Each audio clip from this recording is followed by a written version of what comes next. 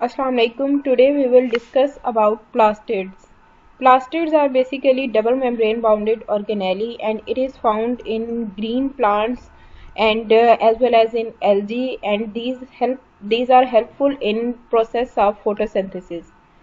Ernest Haeckel was first scientist who discovered plastids, but AFW Skimper was first who gave clear definition about plastids. Plastid जो है वो क्योंकि photosynthesis में help out करते हैं, तो ये फूड बनाने में भी हेल्प आउट करते हैं और फूड को स्टोर करने में भी हेल्प आउट करते हैं। इसके अलावा प्लास्टिड्स जो हैं वो प्लांट को डिफरेंट कलर्स इम्पार्ट करते हैं, क्योंकि प्लास्टिड्स के अंदर डिफरेंट पिगमेंट्स प्रेजेंट होते हैं। इस वजह से वो फोटोसिंथेसिस के साथ साथ सेल्स को डिफरेंट कलर्स देने में भी हेल्प आउट करते हैं। जैसे फ्लावर्स वगैरह का डिफरेंट कलर होता है तो वो प्लास्टिड्स की वजह से ही होता है। इसके अलावा प्लास्टिड्स का अपना डीएनए और राइबोसोम्स होते हैं, जिसकी वजह से ये फाइलोजेनेटिक स्टडीज में भी हेल्प आउट करता है कि किस तरह से एवोल्यूशन हुई, किसका लिंक किस ग्रुप से है। ये सारी स्टडीज जो है इनमें प्लास्टिड्स जो है वो हेल्प आउट करते हैं। यहाँ पे प्लास्टिड्स की डायग्राम भी दिखाई गई है। इसके अंदर इनकी inner membrane, outer membrane, inter membrane, जैसे कि आपने पहले पढ़ा हुआ है कि इनर अंदर वाली होती है, आउटर बाहर वाली, और इंटर इन दोनों के सेंटर में जो स्पेस होती है उसको कहा जाता है। इसके अलावा स्ट्रोमा, थाइलाकॉइड, लेमिला, जिनके बारे में आप प्लास्टिड्स के अंदर पढ़ेंगे, वो सारे यहाँ पर डायग्राम के अंदर शो किए गए हैं। नेक्स्ट आती हैं different types of plastids. Plastids की डिफरेंट टाइप्स हैं, इनकी फंक्शनिंग की बेस पे इनके डिफरेंट फंक्शंस हैं और इनकी डिफरेंट तरह से परफॉर्म करते हैं। तो इस बेस पे इनको डिफरेंट टाइप्स के अंदर डिवाइड किया गया है, जैसे chloroplast, chromoplast, gerontoplast, leucoplast. Plastid which give green color to plants is called chloroplast, while plastid that give other colors apart from green color is known as chromoplast.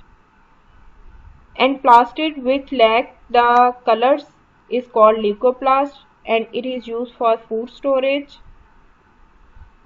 And plastid which is not a proper plastid, which is undifferentiated plastid, is called plastid, and later on in the stages of life it is also change into plastid. Means जो green colour दे वो chloroplast है, जो green के अलावा कोई colour दे वो chromoplast है, और जो जिसके अंदर कोई भी पिगमेंट प्रेजेंट नहीं होता वो ल्यूकोप्लास्ट होता है, और जो अनडिफरेंशिएटेड होता है, जो प्रॉपर प्लास्टिड नहीं होता, वो प्रोप्लास्टिड होता है।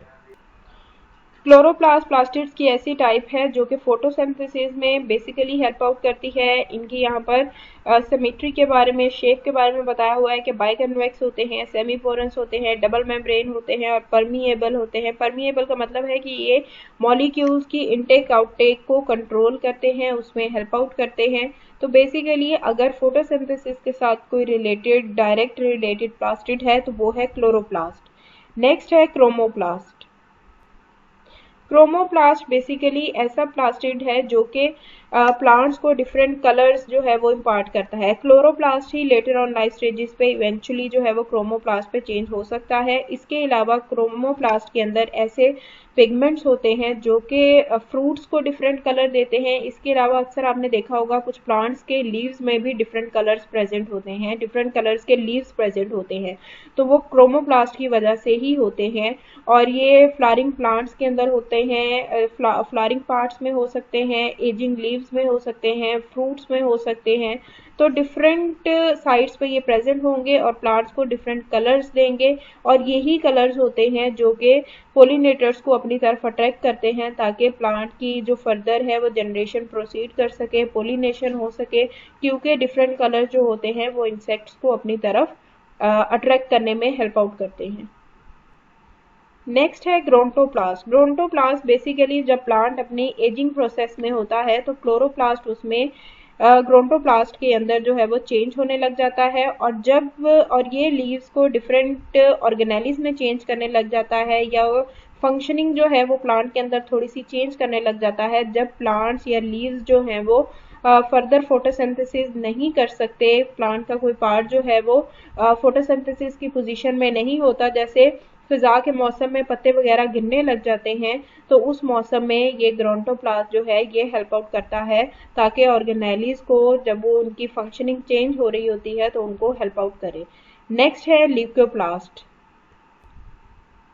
Leucoplasts are basically non-pigmented organelles. These are colorless and these are present in non-photosynthetic parts of the plant. क्योंकि इनके अंदर कोई कलर प्रेजेंट नहीं होता, that's why ये नॉन फोटोसिंथेटिक पार्ट्स के अंदर प्रेजेंट होती हैं, जैसे कि रूट्स वगैरह, और ये फूड स्टोरेज में हेल्प आउट करती हैं। स्टार्चेस, लिपिड, प्रोटीन्स जो भी प्लांट को चाहिए होता है जब उनकी नीड होती है, तो इनके स्टोरेज की वजह से प्लांट उस चीज को एक प्रॉपर टाइम पे यूज कर सकता है। ल्यूकोप्लास्ट को अमाइलोप्लास्ट कहते हैं जब ये स्टार्च को स्टोर करता है, और ल्यूकोप्लास्ट को एलियोप्लास्ट कहा जाता है जब ये फैट स्टोर करता है, और इसको प्रोटीनोप्लास्ट कहा जाता है जब ये प्रोटीन को स्टोर करता है। तो इनकी ये एक एक दो वर्ड्स की डेफिनेशन आपको आ सकती है कि what is amyloplast, what is प्रोटीनोप्लास्ट, इस तरह करके आपको ये डेफिनेशंस आ सकती हैं। तो आपको पता होना चाहिए कि जैसे कि आपसे पूछा जाए व्हाट इज अमाइलोप्लास्ट, तो आपने बताना है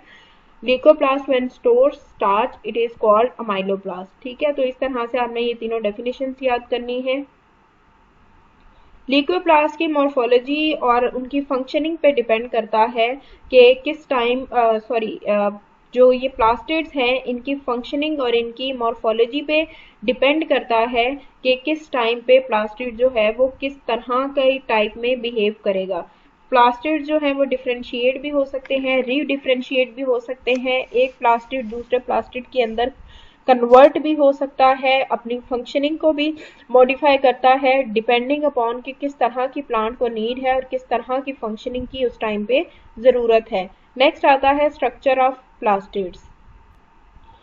प्लास्टिड्स की अगर स्ट्रक्चर के बारे में बात की जाए तो ऊपर आप इसकी पढ़ चुके हैं कि किस तरह की शेप प्रेजेंट होती है, कि क्लोरोप्लास्ट के अंदर बाइकन्वेक्स शेप, सेमीपोरस, डबल मेम्ब्रेन होते हैं और ये परमिएबल ऑर्गेनेली है। तो इसकी यहाँ पर आप स्ट्रक्चर के बारे में स्टार्टिंग में आप यहाँ से लिखेंगे सिर्फ ये वाली एक लाइन, उसके बाद आप ये चीज़ करेंगे। यहाँ पे मैं स्टार्टिंग में ये लाइन की बात कर रही हूँ जहाँ पर आपको प्लास्टिड क्लोरोप्लास्ट के बारे में बताया गया है कि इसकी शेप किस तरह की है और ये किस तरह की ऑर्गेनेली है। इसके बाद हम नीचे आ जाएंगे यहाँ पर जहाँ पर लिखा हुआ है स्ट्रक्चर ऑफ प्लास्टिड के। इसके अंदर जो क्लोरोप्लास्ट होते हैं वो 4 to 6 डायामीटर के होते हैं, 4 to 6 माइक्रोमीटर डायमीटर में होते हैं। इसके अलावा 20 से 40 जो है वो प्रेजेंट होते हैं क्लोरोप्लास्ट प्लांट्स के अंदर। जो हायर प्लांट्स होते हैं उनके अंदर इनका नंबर जो है वो 20 से लेके 40 तक वेरी करता है और ये साइटोप्लाज्म के अंदर प्रेजेंट होते हैं। इसके अलावा इसकी जो क्लोरोप्लास्ट होते हैं उसकी जो मेम्ब्रेन्स होती हैं वो लिपोप्रोटीन्स की बनी हुई होती हैं और आउटर और इनर मेम्ब्रेन भी होती है, और इसके अलावा आउटर और इनर मेम्ब्रेन के सेंटर में जो स्पेस होती है उसको इंटर मेम्ब्रेन कहा जाता है। जैसे कि यहाँ पर मैंने आपको डायग्राम में बताया था कि इसकी इनर मेम्ब्रेन भी है, आउटर भी है और इंटर मेम्ब्रेन है। जैसे कि ये दिखाया गया है कि इनर ये अंदर वाली, आउटर बाहर वाली, और इनर और आउटर के सेंटर में जो है वो इंटर मेम्ब्रेन है। तो यहाँ पर ये इसी स्ट्रक्चर की बात कर रहे हैं। इसके बाद इनर मेम्ब्रेन के अंदर मैट्रिक्स प्रेजेंट है। इस मैट्रिक्स को स्ट्रोमा का नाम दिया गया है और इस स्ट्रोमा के अंदर स्ट्रक्चर प्रेजेंट है जिसको ग्रेना कहा जाता है। और क्लोरोप्लास्ट के अंदर 10 से 100 तक ग्रेना प्रेजेंट होते हैं। यहाँ पर डायग्राम के अंदर शो किया गया है कि किस तरह से स्ट्रोमा होता है। ये देखिए ये स्ट्रोमा है और स्ट्रोमा के अंदर ये फिर सारा इंटरनल स्ट्रक्चर है। इसके अंदर जो है वो ग्रेना प्रेजेंट है। यहाँ पर आपको लेबलिंग के थ्रू दिखाया भी गया है कि ग्रेनम है और फिर ग्रेनम, और इसके अलावा यहाँ पर ये थाइलाकॉइड जो है वो आपको शो किए गए हैं, थाइलाकॉइड मेम्ब्रेन शो की गई हैं। तो ये सारा स्ट्रक्चर जो है वो आपको दिखाया गया है किस तरह से प्लास्टिक का, क्लोरोप्लास्ट का किस तरह से ये पूरा का पूरा स्ट्रक्चर होता है। तो इसको आपने स्ट्रक्चर को देख लेना है। हर ग्रेना के अंदर जो है वो डिस्क लाइक स्ट्रक्चर जो है वो एक दूसरे के ऊपर पड़े हुए हैं। जैसे कि ये ग्रेना है, इसके अंदर ये देखो डिस्क लाइक स्ट्रक्चर जो है वो एक दूसरे के ऊपर पाइल्ड अप हुए हुए हैं। तो ये जो एक दूसरे के ऊपर पाइल्ड अप हुए हुए हैं इनको थाइलाकॉइड कहा जाता है। ठीक है, सबसे पहले आपने देखना है स्ट्रोमा है, स्ट्रोमा के अंदर ग्रेना है, इसके अंदर जो है वो थाइलाकॉइड स्ट्रक्चर जो है वो एक दूसरे के ऊपर पाइल्ड अप हुआ है और इसको थाइलाकॉइड कहा जाता है। और अगर ये ग्रेना प्रेजेंट है तो ये एक दूसरे के साथ किसी ना किसी स्ट्रक्चर के थ्रू जो है वो अटैच हुए हुए हैं और ये इंटरकनेक्टेड ट्यूब्यूल्स हैं जिनको इंटरग्रेना या फिर स्ट्रोमा लैमेला कहा जाता है।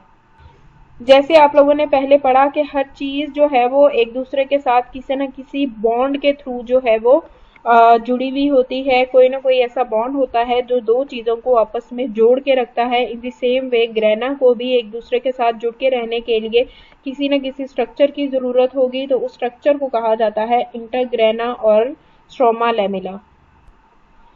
इसके अलावा ये जो सारा स्ट्रोमा है, इसके अंदर ये सारा स्ट्रोमा है, ये सारी स्पेस जो है, इसके अंदर और भी बहुत सी चीजें प्रेजेंट होती हैं, जैसे कि राइबोसोम, सर्कुलर डीएनए, आरएनए और कैल्वन साइकिल के अंदर जितने भी एंजाइम्स चाहिए होते हैं वो सारे के सारे स्ट्रोमा के अंदर प्रेजेंट होते हैं। तो क्लोरोप्लास्ट की डिफरेंट मेम्ब्रेन्स के बारे में आपने पढ़ा। आउटर मेम्ब्रेन होती है, इनर होती है और इसके साथ साथ थाइलाकॉइड मेम्ब्रेन भी होती है।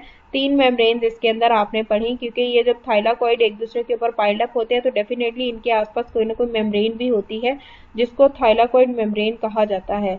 और ये जो थाइलाकॉइड मेम्ब्रेन है ये लिपोप्रोटीन के साथ बनी हुई होती है और इसके अंदर ग्रेटर अमाउंट लिपिड्स की प्रेजेंट होती है।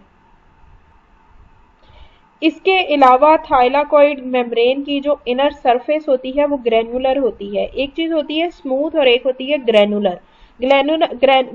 ग्रेनुलर का मतलब होता है कि वो जगह जो है वो सॉफ्ट नहीं है, वहां पर कोई ना कोई चीज जो है वो प्रेजेंट है। तो वहां पर स्फीरॉइडल क्वांटासोम्स जो हैं वो प्रेजेंट होते हैं, जिसकी वजह से ये ग्रेनुलर होती है। क्वांटासोम्स क्या होते हैं? ये फोटोसिंथेटिक यूनिट्स होते हैं, जैसे कि आपने पहले पढ़ा है फोटोसिस्टम 1, फोटोसिस्टम 2। तो यहाँ पर वो सारा स्ट्रक्चर प्रेजेंट होता है जिसकी वजह से इसकी सरफेस जो है वो स्मूथ नहीं होती और इसके अंदर 250 तक क्लोरोफिल मॉलिक्यूल्स जो है वो प्रेजेंट होते हैं। इसी वजह से ये फोटोसिंथेसिस में बहुत ज्यादा हेल्प आउट करते हैं। तो यहाँ पर आपने देखा कि किस तरह से प्लास्टिड्स का स्ट्रक्चर होता है। इसमें आपने इसकी शेप देखी, इसका साइज देखा, इसकी मेम्ब्रेन्स के बारे में पढ़ा। मेम्ब्रेन्स के अंदर लिपिड जो है वो हायर अमाउंट में होते हैं। इसके अलावा आपने देखा कि आउटर इनर सरफेस होती है, मेम्ब्रेन्स होती हैं, उनके सेंटर में इंटर मेम्ब्रेन होती है। इसके अलावा आपने इसका साइज देखा। देन आपने ग्रेना के बारे में देखा। ग्रेना के अंदर फिर आपने थाइलाकॉइड मेम्ब्रेन्स को देखा। फिर आपने देखा कि ये ग्रेना जो है ये आपस में जुड़े इंटरग्रेना के थ्रू होते हैं। इसके अलावा स्ट्रोमा के अंदर बाकी जो structures, enzymes, DNA, RNA, ribosomes present है उनके बारे में देखा। क्लोरोप्लास्ट के अंदर आउटर इनर मेम्ब्रेन के अलावा थाइलाकॉइड मेम्ब्रेन भी प्रेजेंट होती है और उसके अलावा वो मेम्ब्रेन लिपोप्रोटीन के साथ बनी हुई होती है। और फिर इसके अंदर जो सरफेस होती है थाइलाकॉइड मेम्ब्रेन की वो ग्रेनुलर होती है, क्योंकि क्वांटासोम्स प्रेजेंट होते हैं और वो क्वांटासोम्स क्या हैं? फोटोसिंथेटिक यूनिट्स हैं, जिसको फोटोसिस्टम 1 और 2 कहा जाता है। तो ये आपका था प्लास्टिड्स का टॉपिक, जिसके अंदर आपने स्ट्रक्चर देखा प्लास्टिड्स का, उसकी फंक्शंस देखे, उसकी टाइप्स देखी और उसकी डायग्राम्स वगैरह देखी।